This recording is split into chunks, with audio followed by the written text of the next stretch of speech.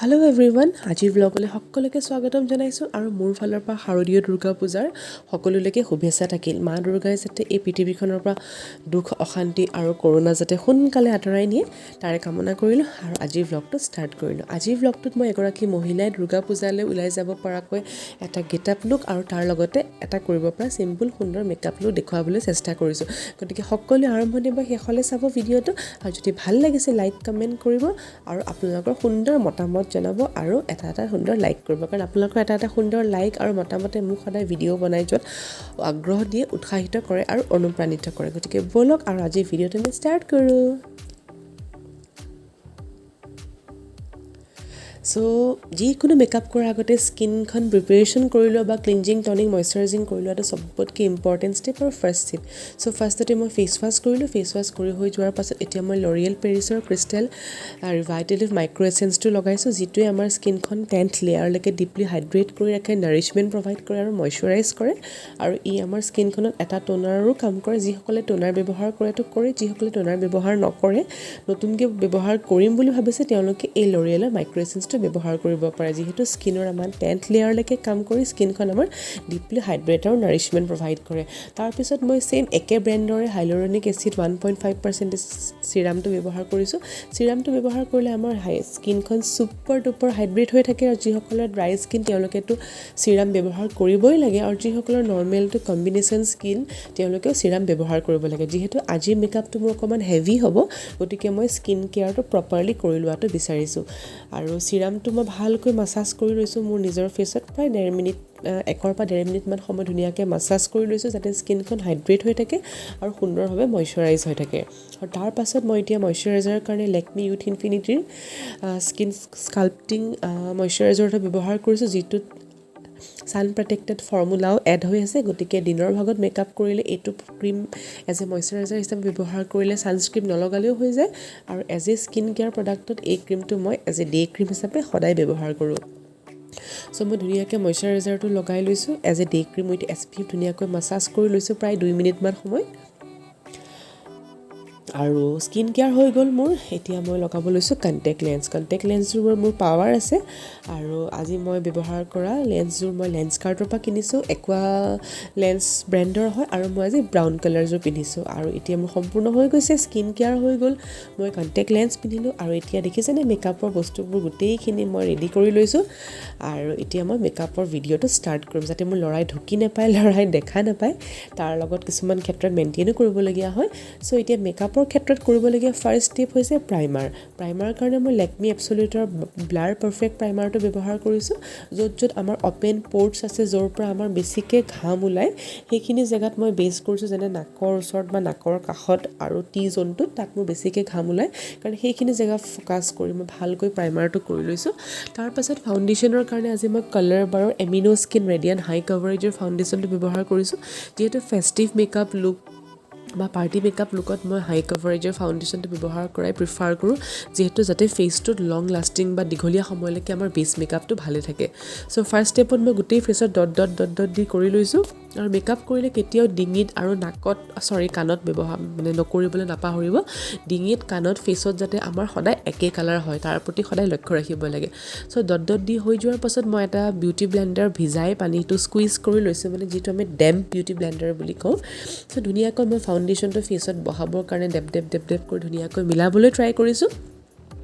বেছ মেকআপটো ভাল হ'বৰ কাৰণে আমাৰ ফাউণ্ডেশ্যনটো স্কিনৰ লগত ভালকৈ মিলা আৰু ভালকৈ ব্লেণ্ডিং কৰাটো বিৰাট ইম্পৰ্টেণ্ট ষ্টেপ। তাৰপিছত মই আজি কনচিলাৰৰ কাৰণে চুইচ বিউটিৰ কনচিলাৰটো ব্যৱহাৰ কৰিছোঁ। এইটো এটা ব্ৰাইটনিং কনচিলাৰ হয়, যিহেতু মোৰ ফাউণ্ডেশ্যনটো হাই কভাৰেজ হয়, গতিকে মই আণ্ডাৰ আইত আৰু কনচিলাৰ লগোৱাৰ প্ৰয়োজন বোধ কৰা নাই। তথাপিও মই অলপ ব্ৰাইটনিং হিচাপে মোৰ ব্ৰিজ অফ দ্য নোজ, মোৰ চেণ্টাৰ অফ দ্য ফৰহেড, আৰু যদি এটা ক'লা দাগ ক'ৰবাত থকা যেন দেখিছোঁ, সেইখিনি জেগাত মই এই ব্ৰাইটনিং কনচিলাৰটো লগাই লৈছোঁ। লগাই ছেইম একেই বিউটি ব্লেণ্ডাৰটোৰে মই জাষ্ট ডেপ কৰি বহাই দিছোঁ। কেতিয়া ড্ৰেগ কৰি নানিব বস্তুটো, মানে চুচৰাই নানিব, সদায় সেই একে জেগাতে ডেম্প স্পঞ্জটোৰে ডেপ কৰিব লাগে, যাতে সেই একে জেগাতে কনচিলাৰটো ভালকৈ বহি যায়। আৰু বেছ মেকআপটো ভাল হৈ ফ্ল'লেছ হ'ব হ'লে আপুনি যিমানখিনি সময় ব্লেণ্ড কৰিবলৈ দিয়ে বিউটি ব্লেণ্ডাৰটোৰে, সিমান ভালকৈ ব্লেণ্ড কৰিলে আমাৰ বেছ মেকআপটো সদায় ফ্ল'লেছ হয় আৰু মেকআপটো দীঘলীয়া সময়লৈ ভাল হৈ থাকে।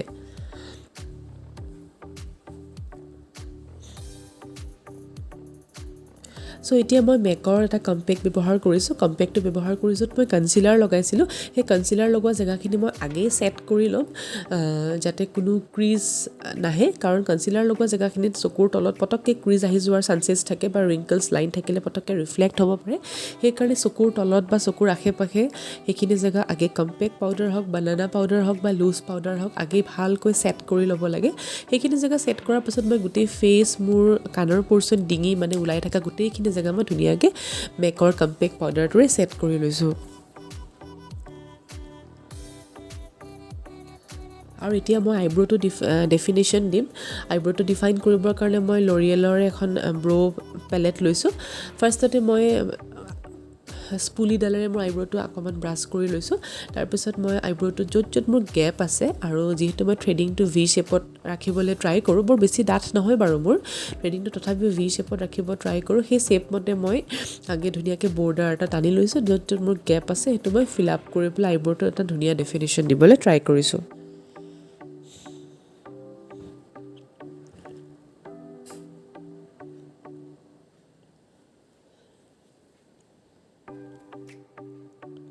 আৰু আইব্ৰ'টো ডিফাইন কৰিলে বা আইব্ৰ' শ্বেপ দিলে একদম ফ্ৰণ্ট পৰ্চনটোত কেতিয়াও ডাঠকৈ আঁকিব নালাগে।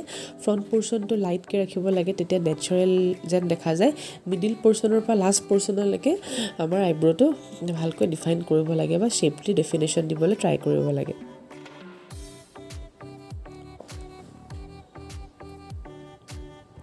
চ' মোৰ হৈ গৈছে আইব্ৰ' ডেফিনেশ্যন কৰা। এতিয়া মই আই মেকআপলৈ আহিছোঁ। আই মেকআপৰ কাৰণে মই এখন ডাঙৰ জেকলিনৰ মোৰ 5 শ্বেডৰ পেলেট লৈছোঁ, আৰু ৰিচেণ্টলি মই আই মেকআপৰ কাৰণে এটা ব্ৰাছৰ ছেট পাৰচেজ কৰিছিলোঁ এমেজনৰ পৰা। সেই ব্ৰাছৰ ছেটটো আজি ব্যৱহাৰ কৰিবলৈ উলিয়াইছোঁ। মই এটা লাইট কালাৰ এটা ডাঙৰ ফ্লাফি ব্ৰাছ এডালেৰে লৈ মোৰ ট্ৰেনজিশ্যন ছেটটো বা এজ এ ক্ৰিজ হিচাপত মই আগে এপ্লাই কৰিছোঁ। এইটো এটা লাইট ব্ৰাউন কালাৰে হয়। চ' প্ৰথমতে ফ্লাফি ব্ৰাছডালত লৈ অকণমান ডাষ্ট অফ কৰি লৈছোঁ যাতে এক্সেছ কালাৰখিনি ৰিমুভ হৈ যায়। চ' মোৰ ক্ৰিজটো আৰু মোৰ আউটাৰ ভি ফালেও মই অকণমান কালাৰটো এপ্লাই কৰি ব্লেণ্ড কৰি দিছোঁ।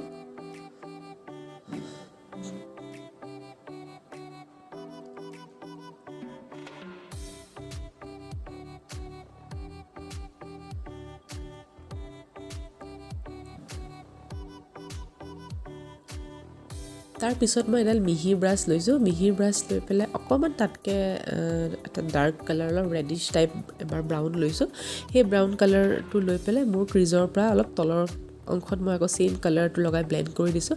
আই শ্বেডত সদায় ওপৰৰ পৰা তললৈ মানে লাইটৰ পৰা ডাৰ্ক কালাৰ আহিব লাগে, তেতিয়া বস্তুটো দেখি ভাল লাগে। আৰু আই মেকআপ কৰোঁতে সদায় ব্লেণ্ডিং ইজ ভেৰি ইম্পৰ্টেণ্ট। যিমানেই ভালকৈ ব্লেণ্ডিং কৰা যায় সিমানেই আই মেকআপৰ ফিনিচিংটো ভাল হয়। চ' প্ৰথমতে মই অকণমান ব্ৰাউন টাইপ কালাৰ এটা লগালোঁ ক্ৰিজত বা এজ এ ট্ৰেডিশ্যনেল ছেট হিচাপে। তাৰপিছত তাতকৈ অকণমান তলত মই এটা ৰেডিছ ব্ৰাউন টাইপ কালাৰ প্ৰথমতে লগাই লৈছোঁ। লগাই মই এডাল ব্লেণ্ডিং ব্ৰাছ লৈ মই যিমানখিনি পাৰোঁ মই ব্লেণ্ড কৰি দিছোঁ।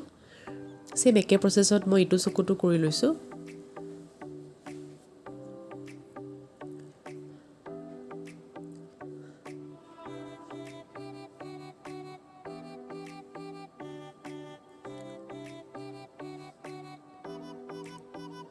আৰু এডাল মই ছিংগল ব্লেণ্ডিং ব্ৰাছ লৈ পেলাই মই কালাৰ দুইটা ডিফিউজ কৰি দিছোঁ যাতে কোনো এজেছবোৰ শ্ব' নহয়।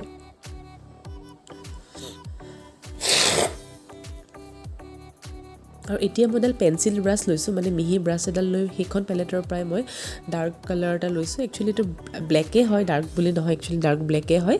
ব্লেক কালাৰটো মই মোৰ আউটাৰ কৰ্নাৰটোত ভি আকাৰে ব্লেক কালাৰটো প্লেচ কৰি দিছোঁ আৰু অলপ ব্লেণ্ড কৰি ভিতৰলৈ টানি দিছোঁ যাতে চকুটো এটা ভাল ডেফিনেশ্যন পায় আৰু আউটাৰ কৰ্নাৰটো যাতে অকণমান দেখাত ব্ৰাইট লাগে। চ' মই 3টা কালাৰ এপ্লাই কৰিলোঁ। ফাৰ্ষ্টতে মই লাইট ব্ৰাউনটো এপ্লাই কৰিলোঁ। লাইট ব্ৰাউনৰ পৰা তাতকৈ অকণমান ডাৰ্ক শ্বেডত মই ৰেডিছ ব্ৰাউন এটা এপ্লাই কৰিলোঁ। আৰু আউটাৰ কৰ্নাৰত এতিয়া ব্লেক কালাৰটোৰে কাট কৰি আউটাৰ কৰ্নাৰটো মই এটা ভি শ্বেপ দিবলৈ ট্ৰাই কৰিছোঁ। ছেইম একে প্ৰচেছত মই 2টা চকুৱে কৰি লৈছোঁ।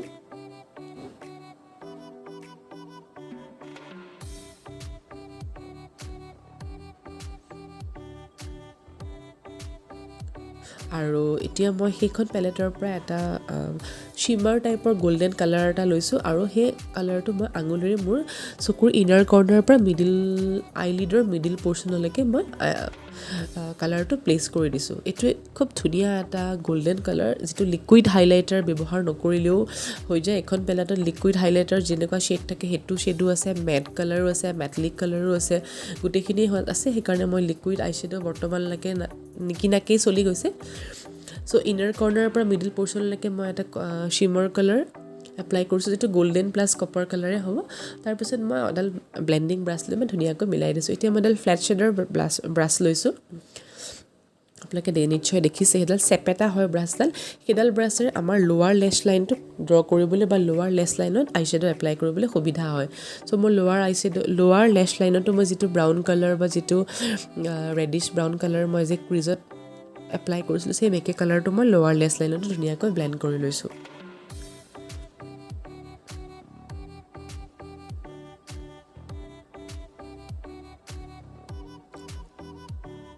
যিহেতু মই আজি হোৱাইট আই পেঞ্চিল লগাম বা হোৱাইট কাজেল লগাম, সেইকাৰণে তলৰ লেছ লাইনটো অকণমান ডাৰ্ক হোৱাটোৰ প্ৰয়োজন, যাতে হোৱাইট আই পেঞ্চিলটো যাতে পপ আপ হয় বা ভালকৈ যাতে ফুটি উঠে। হোৱাইট পেঞ্চিলডাল মই আজি NYB ব্যৱহাৰ কৰিছোঁ। আপোনালোকে নিউড কালাৰো লগাবচোন যদি আই মেকআপটো হেভি কৰে, ব্ৰাইট কৰে। মানে ব্লেক কালাৰ আই পেঞ্চিল বা ব্লেক কালাৰ কাজলতকৈ আপোনালোকে নিউড আই পেঞ্চিল বা চিলভাৰ কাজল বা হোৱাইট কাজল লগাবচোন। চকুটো খুব ধুনীয়া ডাঙৰ লাগে, ব্ৰাইট লাগে আৰু মেকআপটো স্পষ্টকৈ ফুটি উঠে।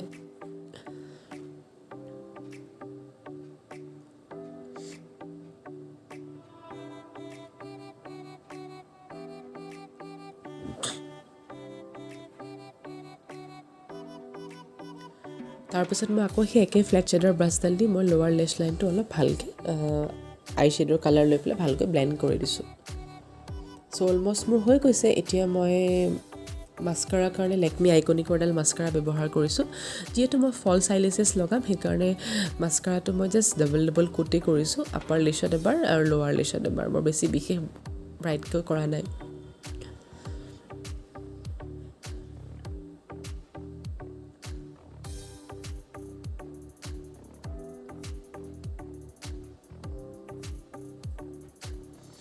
কেনেকুৱা লাগিছে বাৰু আই মেকআপটো আপোনালোকৰ ভাল লাগিছে নে? যিমানখিনি পাৰোঁ সময় দি চেষ্টা কৰিছোঁ যাতে কালাৰবোৰ ভালকৈ ব্লেণ্ড হয় আৰু কম্বিনেশ্যনটো যাতে ভালকৈ মিলে।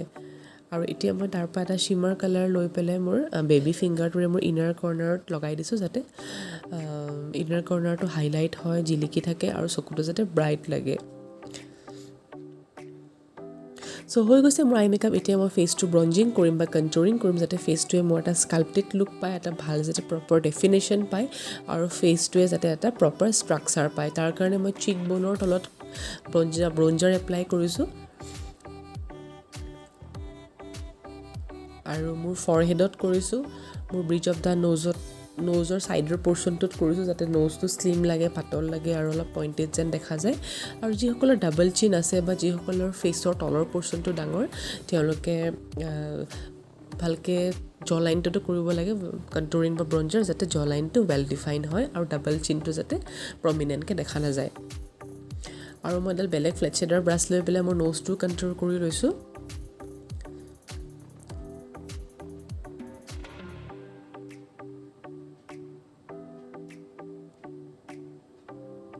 এতিয়া আহিছোঁ মই ব্লাছাৰলৈ। ব্লাছাৰৰ কাৰণে মই আজি চুইচ বিউটিৰ এখন ব্লাছ পেলেট ইউজ কৰিছোঁ। তাৰ পৰা পিংক আৰু পিচ কালাৰ দুটা অকণমান টাচ কৰি ডাঙৰ এডাল ফ্লাফি ব্ৰাছেৰে মই এপল অফ দ্য চিক্সত ব্লাছাৰ লগাইছোঁ।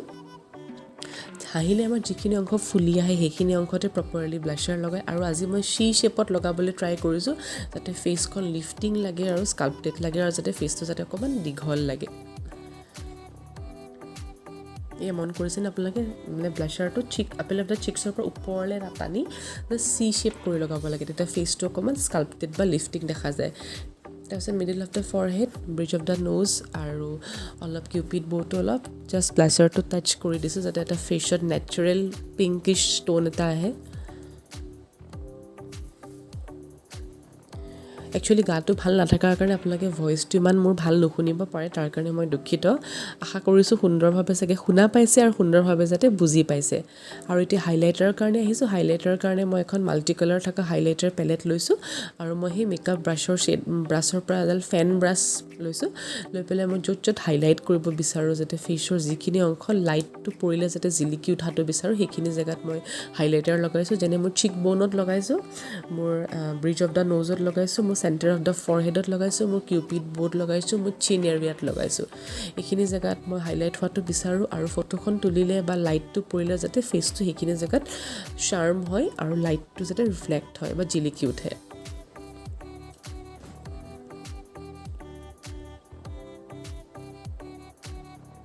আৰু এতিয়া মই মেকআপটো ছেট কৰিবৰ কাৰণে, মেকআপটো বহাবৰ কাৰণে চুইচ বিউটিৰ এটা মেকআপ স্প্ৰে ব্যৱহাৰ কৰিছোঁ, যাতে মোৰ গোটেই মেকআপটো যাতে খুব ভালকৈ ছেট হৈ যায়।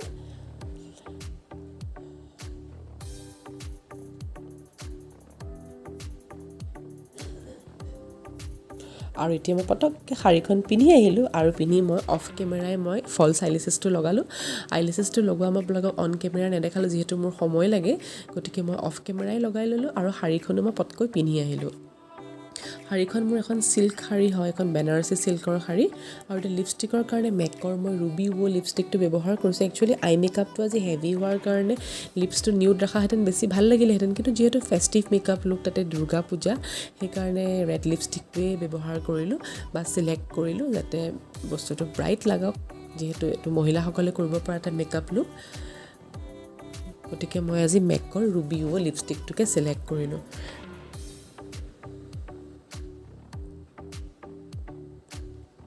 আৰু অলমষ্ট মোৰ মেকআপ হৈ গৈছে এতিয়া, সম্পূৰ্ণকৈ মেকআপটো মোৰ হৈ গৈছে। এতিয়া মই এটা বিন্দি লগাম। প্ৰথমতে মই ডাঙৰ ৰঙা বিন্দি এটা চিলেক্ট কৰিলোঁ, কিন্তু ইমান ভালকৈ শ্বুট নকৰিলে, মানে মোৰ ফেচত ভাল লগাওঁতে ইমান ভাল যেন নালাগিলে, সেইকাৰণে তাতকৈ মই এক চাইজ সৰু এটা লগালোঁ। যদিও সৰু এটা লগালোঁ, এইটো একচুৱেলি অলপ হট পিংক কালাৰ টাইপহে, চ' এইটো ফুডটো চেঞ্জ কৰিব লাগিব। চেঞ্জ কৰি মই এটা মেৰুন ফুড চাগে লগাম।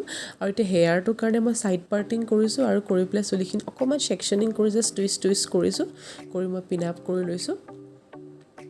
ঠিক তেনেকৈ ইটো ফালেও মই চুলিখিনি অলপ লৈ জাষ্ট টুইষ্ট কৰিছোঁ আৰু পিন আপ কৰি গৈছোঁ। বৰ বেছি হেয়াৰ ষ্টাইল কৰিবলৈ মই ইমান নাজানো, যিহেতু মোৰ ষ্ট্ৰেইট কৰা চুলি। এতিয়া গ্ৰ'থটো আহিছে কাৰণে কাৰ্লি হৈ গৈছে তেনেকৈ, গতিকে মেলিব পৰাটো নাযাব, সেইকাৰণে এটা হেয়াৰ ষ্টাইল কৰিম বুলি ভাবিলোঁ। আৰু চুলিখিনি তেনেকৈ পকাই মই এটা খোপা, আৰ্টিফিচিয়েল ক্লাটচ থকা খোপা এটা লগাই ল'লোঁ।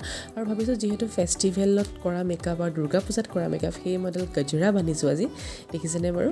বৰ ইমান ভালকৈ বান্ধিব পৰা নাই, তথাপি লগাই মই যিমানখিনি ইউ পিনছ লগাই প্ৰটেক্ট কৰিব পাৰি বা ছাপৰ্ট দিব পাৰি, তেনেকৈ মই ইউ পিনছ লগাই পেলাই ধুনীয়াকৈ মই গজৰাটো খোপাটোত লগাই লৈছোঁ। আৰু বিন্দিটো মই ইতিমধ্যে চেঞ্জ কৰি মই এটা মেৰুন বিন্দি লগাইছোঁ, যিহেতু মোৰ শাড়ীখনত মেৰুন কালাৰ টাচ আছে আৰু ব্লাউজটো মোৰ মেৰুন কালাৰে হয়। আৰু এতিয়া মই এটা লিকুইড সেন্দুৰ অলপ ডাঠকৈ লগাই লৈছোঁ।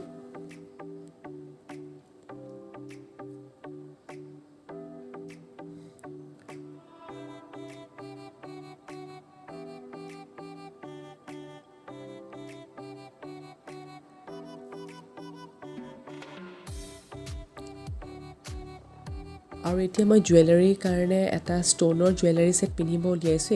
একচুৱেলি এইটো মোৰ একদম নতুনেই হয়, নিউ পাৰ্চেজ হয়, মই পিন্ধাই নাই তেনেকৈ, এইবাৰ ফেষ্টিভেলত পিন্ধিম বুলি আনি থৈ দিয়াহে হৈছে। এইটো ruby pink and white colour কম্বিনেশ্যনৰ ষ্ট'নৰ এটা জুৱেলাৰী ছেট হয়। এডাল ডিঙিত লাগি থাকে, চৌকাৰ টাইপ ঠিক নহয় আৰু অলপ তলত ইউ শ্বেপত লাগি থাকে, আৰু ইয়াৰিংযোৰ তেনেকুৱাই ৰুবি পিংক এণ্ড হোৱাইট কম্বিনেশ্যনৰ হয়। চ' মই এইটো জুৱেলাৰী ছেট পিন্ধিলোঁ আৰু ভাবিছোঁ এডাল গ'ল্ডৰ মংগলসূত্ৰও পিন্ধোঁ নেকি, কেনেকুৱা বা লাগে মই ঠিক ইমান মানে চিয়'ৰ নহয়। প্ৰথমতে পিন্ধিলোঁ, কিন্তু পিছত ইমান মেকআপটোৰ লগত বা ড্ৰেছটোৰ লগত ইমান ভাল নলগাৰ কাৰণে পিছত মই খুলি দিলোঁ। কিন্তু মই ভাবোঁ যিহেতু মহিলাসকলে ফেষ্টিভেলত কৰিব পৰা এটা মেকআপ লুক, গতিকে মংগলসূত্ৰ হওক, গহনা হওক, সেন্দুৰ, ফুড, গজৰা, এইটোতো হ'বই লাগিব, এইখিনিতে ব্যৱহাৰ কৰিবই লাগিব, নহয় জানো? এইটোৱে আছিল আজিৰ মোৰ ফাইনেল মেকআপ। আৰু আপোনালোকৰ যদি ভাল লাগিছে ভিডিঅ'টো লাইক কৰিব, কমেণ্ট কৰিব, শ্বেয়াৰ কৰিব। এণ্ড আজিলৈ সামৰিছোঁ, বাই বাই।